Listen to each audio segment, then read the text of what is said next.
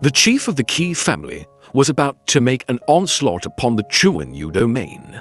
Yen Yu and Zilu, in an interview with Confucius, told him, "The Qi is about to have an affair with Chuanyu." "Yen," said Confucius, "does not the fault lie with you? The chief of Chuanyu in times past was appointed lord of the East Meng Mountain. Besides, he dwells within the confines of your own state and is an official of the state worship. How can you think of making an onslaught upon him?" "It is the wish of our chief," said Yen Yu, "not the wish of either of us ministers." Confucius said, "Yen, there is a sentence of Shojin which runs thus: having made manifest their powers and taken their place in the official list, when they find themselves incompetent they resign. If they cannot be firm when danger threatens the government, nor lend support when it is reeling, of what use then shall they be as assistants?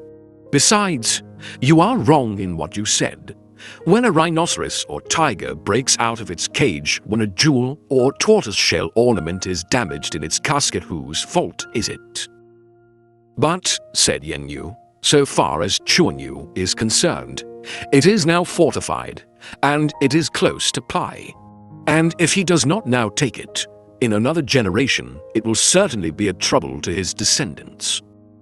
"Yen," exclaimed Confucius, "it is a painful thing to a superior man to have to desist from saying, 'My wish is so and so,' and to be obliged to make apologies.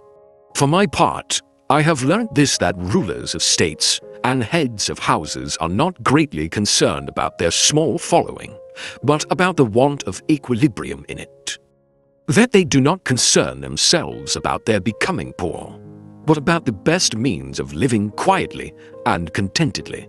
For where equilibrium is preserved there will be no poverty, where there is harmony their following will not be small, and where there is quiet contentment there will be no decline nor fall.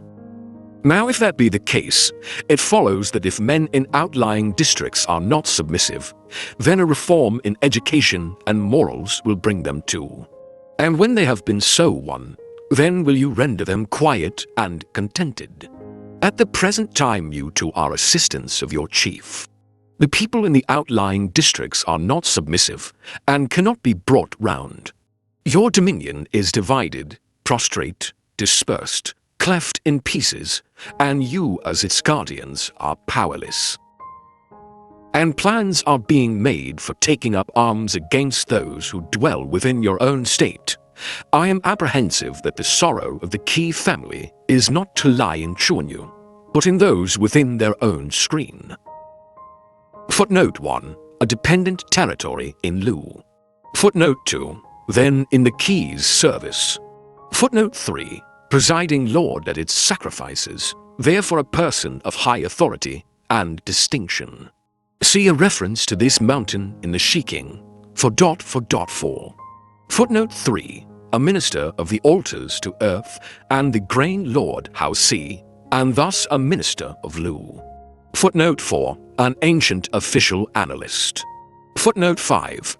That is, in the consultations between the chief and themselves. When the empire is well ordered, said Confucius, it is from the emperor that edicts regarding ceremonial, music, and expeditions to quell rebellion go forth. When it is being ill-governed, such edicts emanate from the feudal lords. And when the latter is the case, it will be strange if in 10 generations there is not a collapse. If they emanate merely from the high officials, it will be strange if the collapse do not come in 5 generations. When the state edicts are in the hands of the subsidiary ministers, it will be strange if in 3 generations there is no collapse. When the empire is well ordered, government is not left in the hands of high officials. When the empire is well ordered, the common people will cease to discuss public matters. Footnote 1. Lit. The Son of Heaven. For 5 generations, he said, the revenue has departed from the ducal household. For generations ago, the government fell into the hands of the high officials. Hence, alas, the straitened means of the descendants of the three Huan families. Footnote 1. 3 branches of the family of a former Duke Huan of Lu. There are, said he, 3 kinds of friendships which are profitable and 3 which are detrimental. To make friends with the upright, with the trustworthy, with the experienced, is to gain benefit. To make friends with the subtly perverse, with the artfully pliant, with the subtle in speech, is detrimental. Footnote 1, lit. Those who have heard much or learnt much. Again, there are 3 kinds of pleasure which are profitable and 3 which are detrimental. To take pleasure in going regularly through the various branches of ceremonial and music, in speaking of others' goodness, in having many worthy wise friends, is profitable. To take pleasure in wild bold pleasures, in idling carelessly about, in the too jovial accompaniments of feasting, is detrimental. Footnote 1. The first as leading to propriety, the second as tending to general bon accord.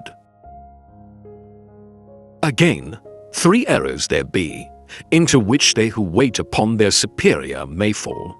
1, to speak before the opportunity comes to them to speak, which I call heedless haste.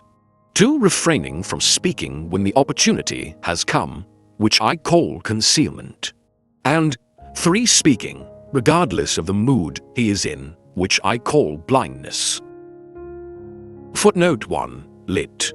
Without noticing the expression on his face. Again, 3 things a superior should guard against. 1. Against the lusts of the flesh in his earlier years, while the vital powers are not fully developed and fixed. 2. Against the spirit of combativeness, when he has come to the age of robust manhood, and when the vital powers are matured and strong. And 3, against ambitiousness when old age has come on, and the vital powers have become weak and decayed. Footnote 1, lit. Blood and breath. This age is put down by one commentator at that below 29. 3 things also such a man greatly reveres. 1. The ordinances of heaven. 2. Great men. 3. Words of sages. The inferior man knows not the ordinances of heaven, and therefore reveres them not, is unduly familiar in the presence of great men, and scoffs at the words of sages. They whose knowledge comes by birth are of all men the first in understanding, they to whom it comes by study are next. Men of poor intellectual capacity, who yet study, may be added as a yet inferior class. And lowest of all are they who are poor in intellect and never learn. 9 things there are of which the superior man should be mindful: to be clear in vision, quick in hearing, genial in expression, respectful in demeanor, true in word, serious in duty, inquiring in doubt, firmly self-controlled in anger, just and fair when the way to success opens out before him. Some have spoken of looking upon goodness as upon something beyond their reach, and of looking upon evil as like plunging one's hands into scalding liquid. I have seen the men, I have heard the sayings. Some, again, have talked of living in seclusion to work out their designs, and of exercising themselves in righteous living in order to render their principles the more effective. I have heard the sayings, I have not seen the men. Duke King of Z had his 1,000 teams of 4, yet on the day of his death the people had nothing to say of his goodness. Pei Yi and Shazi starved at the foot of Shaoyang, and the people make mention of them to this day. E'en if not wealth thine object be, 'tis all the same, thou'rt changed to me. Is not this apropos in such cases? Footnote 1. See on Book 5.22. Footnote 2. Seeking to ... for concluding lines. Zekin asked of Pu3, "Have you heard anything else peculiar from your father?" "Not yet," said he. "Once, though, he was standing alone when I was hurrying past him over the vestibule, and he said, 'Are you studying the Odes?' 'Not yet,' I replied. 'If you do not learn the Odes,' said he, 'you will not have the wherewithal for conversing.' I turned away and studied the Odes. Another day, when he was again standing alone, and I was hurrying past across the vestibule, he said to me, 'Are you learning the rules of propriety?' 'Not yet,' I replied. 'If you have not studied the rules, you have nothing to stand upon,' said he. I turned away and studied the rules. These two things I have heard from him." Zekin turned away and in great glee exclaimed, "I asked one thing, and have got three. I have learnt something about the Odes and about the rules, and moreover I have learnt how the superior man will turn away his own son." Footnote 1. No stability. See Book 8.8. Footnote 2. The commentator Yin says on this word, 远 Confucius's instruction of his son was in no way different from his treatment of his disciples, hence this expression. The wife of the ruler of a state is called by her husband my helpmeet. She speaks of herself as your little handmaiden. The people of that state call her the prince's helpmeet. But addressing persons of another state, they speak of her as our little princess. When persons of another state name her, they say also your prince's helpmeet. Footnote 1. 寡小君 Xiao Kayan, the first character, is almost untranslatable. It is used depreciatingly and means small, almost like the next character, but is used by a sovereign in speaking of himself. This paragraph may have been part of the sage's instruction on the proprieties, but there is nothing to show it.